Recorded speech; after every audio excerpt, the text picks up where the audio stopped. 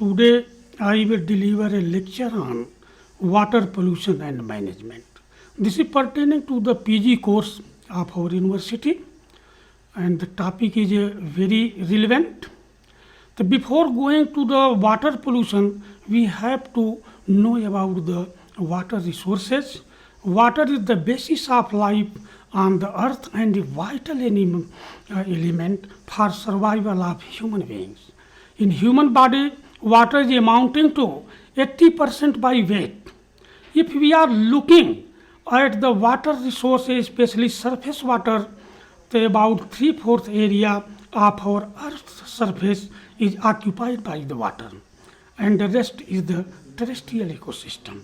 And of that three-fourths area or volume, 97% is the ocean water, 2.1% ice caps and glaciers, and hardly 0.9% is the fresh water, that is potable water or drinking water, or you can say usable water.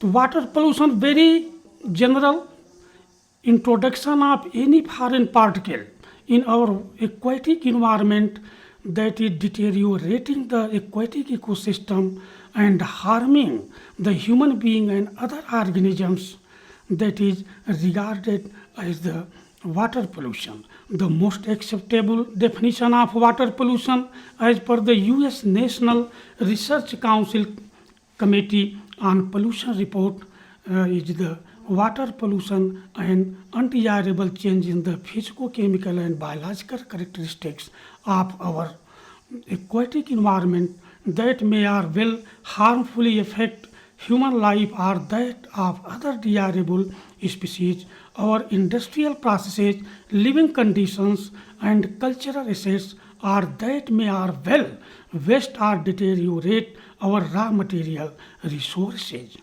For better understanding of the water pollution, we have to look into the zonation of water or stratification of water. In fact, stratification of water plays very significant role in the self-maintenance of the aquatic bodies. So we are categorizing the water bodies on the basis of light, that is called photic stratification. The uppermost layer is the littoral zone, the transition zone is the limnatic zone, the deep water zone is the profoundal zone. Accordingly, on the basis of temperature, we are classifying the water bodies layers into epilimnion, thermocline, and hypolimnion. So here thermocline is the transition zone, upper surface layer is the epilimnion, and hypolimnion is the deep zone. As we know that the aquatic animals especially, some are cold-blooded, they are restricted to the lower zone, means cold zone, and some are warm-blooded, they are restricted to the littoral zone. And mixing up these two types of organisms are present in the middle or transition zone, that is also called the regulatory zone, that regulates the status or quality of the water. And third category is the water current stratification. As we know, there are two zones, rapid zone and pool zone. For the lotic ecosystem, means running water like rivers and streams, we are considering rapid zone, means flowing zone, and stagnant water like pond, pool, they are under the pool zone.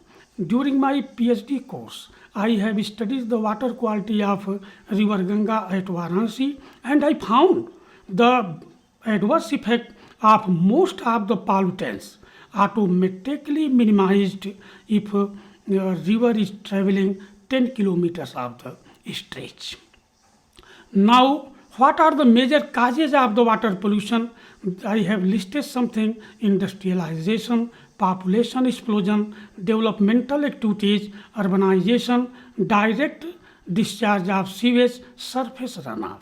So here Under the industrialization, that is mostly in the plain areas, if we are taking into account the northeast India, industries are restricted to the Assam only. Population explosion in last few decades, there is tremendous increase in human population leading to over exploitation of the water resources and resulting into deterioration of the aquatic environment and pollution to the water. Developmental activities, that is everywhere, urbanization uh, that is going on with rapid speed, direct discharge of sewage without any channel, and surface runoff, mostly during the rainy season. On the basis of the mode of discharge, there are point sources through channels and non-point sources, that is direct discharge. Water quality characteristics I will discuss now. For determining the status or state of water or quality of water, there are certain physical, chemical, biological, and bacteriological characteristics of the water, and several scientific agencies like USPH, ICMR, CPCB, BSI, WHO, they have given the standards for the potable water. Now I am considering the physical characteristics, color of water. The water is transparent, there is no color, but for the natural water it seems to be blue color, and for unpolluted water it is green color, and the color straw color, orange color, and red color due to the discharge of pollutants from the industries and other sources, and showing the different degrees of the pollution. Taste and odor, due to discharge of the pollutants, the taste and odor are changing. And total solids, we have two types of solids: total suspended solids and total dissolved solids. Total suspended solids are more in the surface water during the rainy season, and dissolved solids in the form of ions. Transparency, turbidity. If we are taking into account total solids and transparency into the account, the turbidity of water is of utmost importance. It shows the turbid appearance, that is called Tyndall phenomena.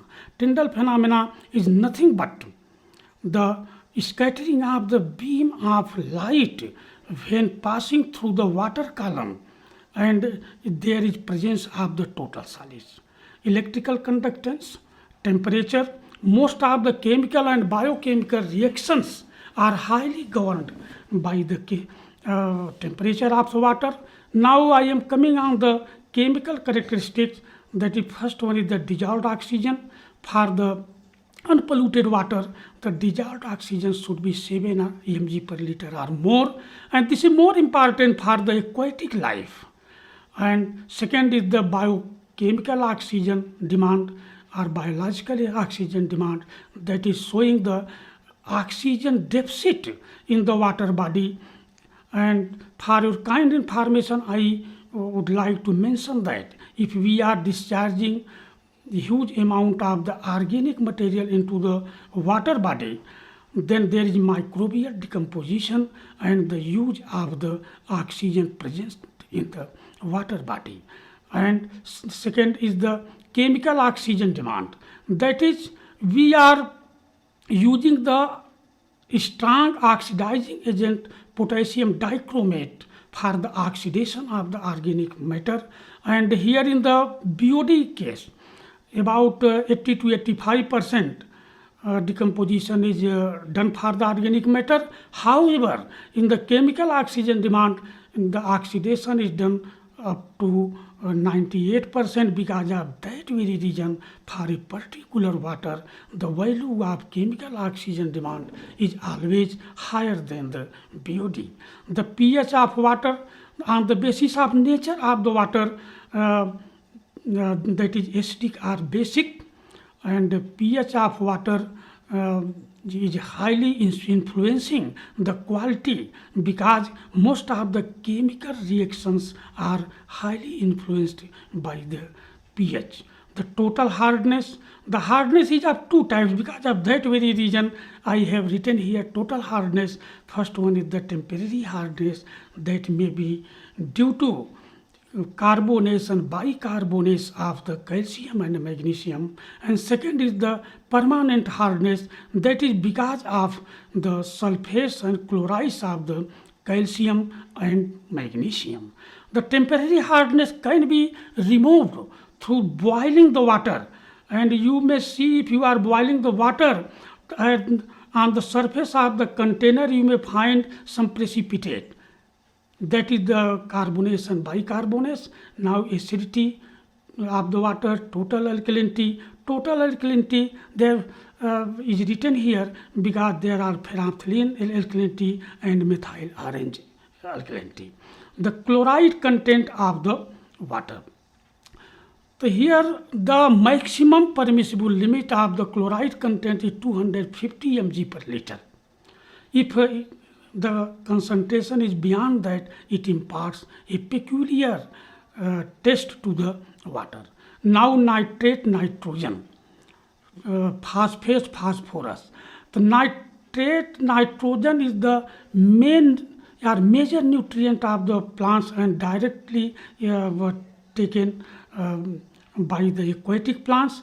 And in the presence of phosphorus, there is more uptake of the nitrogen, because phosphorus is the limiting factor, just acting as a tonic and increasing the surface area of the plant for more uptake of the nitrogen.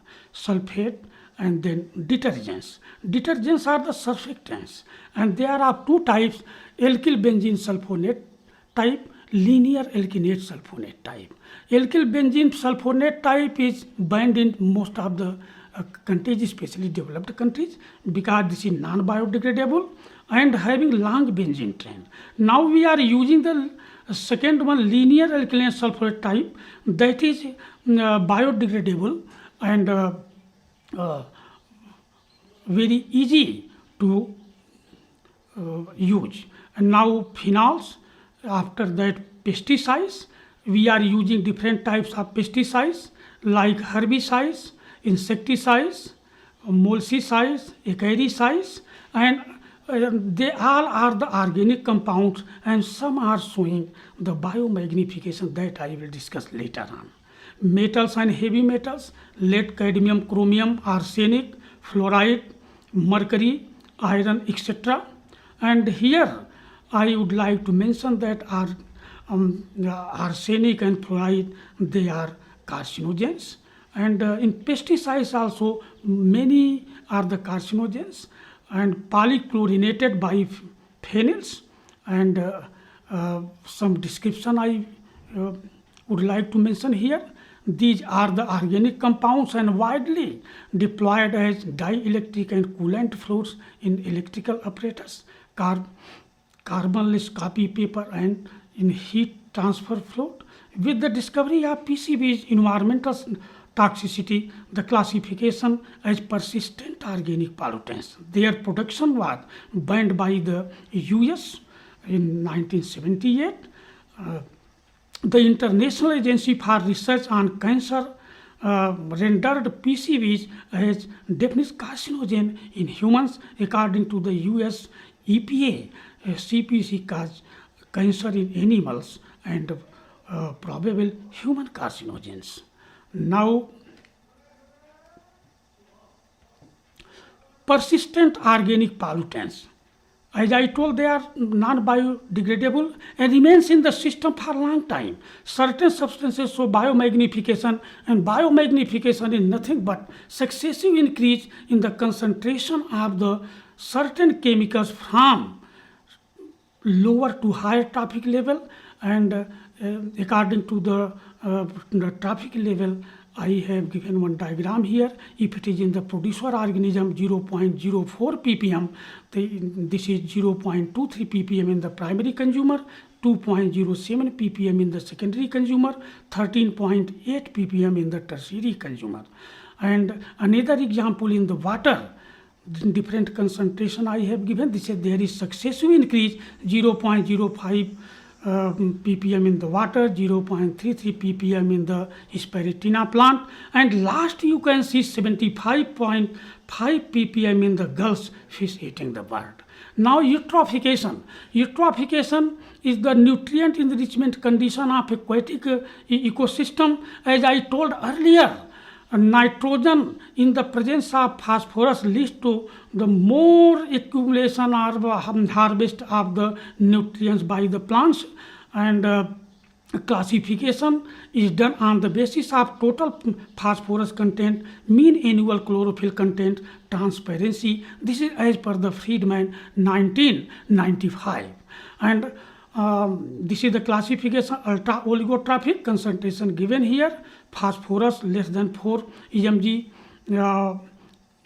per meter cube. Chlorophyll less than 1 emg per meter cube, and transparency more than 12 meter.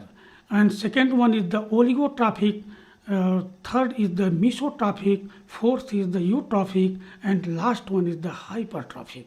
Now water quality standard given by various scientific agencies for the different water quality attributes listed here. Temperature, it is recommended up to 40 degrees centigrade. Electrical conductance, the different agencies, they have given different values. DO content, BOD content, this is less than 3 mg per liter, and pH of water should be 6 to 8.5 as per the USPH, and 6 to 9 ISI, WHO 7 to 8.5, ICMR 7 to 8.5. Total hardness value is given. Chloride content, nitrate nitrogen, phosphate phosphorus, sulfate, lead, cadmium, and chromium. Now the water quality standard as set by the Union Health Ministry. Here I have listed the water quality for the permissible limit with regards to the fluorides, iron, arsenic, copper, phenol, anionic detergents, manganese, mercury, cyanide, and zinc. Because of the time constraint, I am not going to read this. The biological characteristics, normally we are taking into the account gross primary productivity and the net primary productivity. This is nothing but the trapping of radiant energy of the sun and its transformation into high potential biochemical energy in the process of the photosynthesis. And we are using the light and dark bottle technique as given by the Gardner and Grant long back. And the effect of pollutants on the aquatic life. There is drastic change in the distribution pattern of the aquatic organisms, their density, diversity, and dominance, and their productivity. Now bacteriological characteristic, we are taking into account the coliform MNP count is the best measure of microbial attributes of water and wastewater. The E. coli count in 100 ml of any sample should be the 0. Now bio indicator of the water pollution. There are two types of indicators, that is pollution sensitive and pollution tolerant species, and they are the indicator of the water pollution. And here the important biomonitoring agents are phytoplankton indicator, macrophyte indicator, lichen indicator, animal indicator, and toxins, microbial indicators and chemical pollutants, microbial indicators in oil and gas exploration, microinvertebrate indicator. The bioremediation of the water, bioremediation is the remediation or the pollutants removal from the water using the plants and animals. And here some facts are given. Normally the macrophytes are frequently used for phytoremediation of water. Use of aquatic organism in different combination leads to removal of different types of pollutants effectively, and there is no side effect of the chemical removal. And now wastewater treatment. There are three major steps for the wastewater treatment. First one is the primary treatment, that is called the mechanical treatment. This involves screening and filter of wastewater, dilution of wastewater if required, aeration of wastewater if it is condensed. The step 2 is the secondary treatment, that is also called the biological treatment. This is done by using the trickling filter. Trickling filter is nothing but the long pipe rotating over the bed of chips, and on entire surface of the pipe, biofilm comprising of the ciliated protozoans, microorganisms and fungi is made, and activated sludge is having the same principle, and these are the sludge suspension using the microorganisms under aerobic condition. The actually use of the microorganisms, that is for the decomposition of the organic matter present in the wastewater or polluted water. We are also using the oxidation pond in the field condition and fish lagoon. Fishes, they are having the great potential for removal of the pollutants from the wastewater. The third step is the tertiary or advanced treatment, that is after the secondary treatment, water is transferred for the tertiary treatment, and this is nothing but the chlorination and ozonization of the water to remove the traces of the nutrients and traces of the microbes present in the water. So now this is the sketch map of the wastewater treatment, starting from the primary treatment. From the primary sedimentation tank, supernatant is transferred to the secondary treatment, and residue is collected in the digester for decomposition. And after secondary treatment, in the secondary settling tank, supernatant is transferred for the tertiary treatment, and residue is collected in the digester. And after chlorination, water is supplied for different use. And here in the digester, residues are there, and after the complete decomposition, this is collected on the bed and can be used for the production of biogas, or it can be used as a manure. Now, what is the trickling filter? I have already described it. Now, the trickling filter figure is here. Activated sludge, already discussed. This is the diagram. Now, oxidation pond, fish lagoon, no need to go in details. And now, mechanism of biological treatment. Here, I have given the example of carbohydrate, protein and fat. Just we can look into this. Carbohydrates in the presence of the cellulose enzyme and action of the microbacteria and bacteria, fungi. This is breakdown into oligosaccharide, means sugars, and then monosaccharide, that is the product. And after aerobic decomposition or in the aerobic condition, this is breakdown into the CO2 and H2O. In the anaerobic condition, CO2 and methane. Further, the methane is dehydrogenated into CO2 and H2O. Means the end product of carbohydrate are CO2 and H2O. Now the mechanism of biological treatment. Protein in the presence of protease enzyme and action of bacteria, fungi, hydrolyze into amino acid, then break down into ammonia and H2S. Phosphoproteins and nucleic acid break down into orthophosphate and oxidize into nitrate, phosphate and sulfate, and these products can be directly taken by the plants. Now, fats in the presence of lipase enzyme and action of microorganisms and fungi break down into glycerol and fatty acid, and after decomposition we are getting the CO2 and H2O, nothing else. Now, sludge digester, as I also told, the use of the residue, and this is the diagram. Now, how to determine the sustainable management of the water? Sustainable management is nothing but the meeting the need of present generation without compromising the needs of future generation. Goal of sustainable management can be achieved through sustainable utilization only.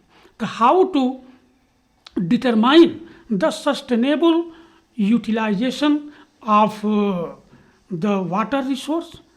If greed is over the need, then we have to discard our greed. We should fulfill our need, and nature is sufficient to fulfill the needs of the person, not the greed. And for the sustainable management, there are three pillars: social, economic, and environmental. The fraction of these three pillars meeting together, that is only the sustainable. If environment is meeting with social, that is variable. Social with economic, that is equitable.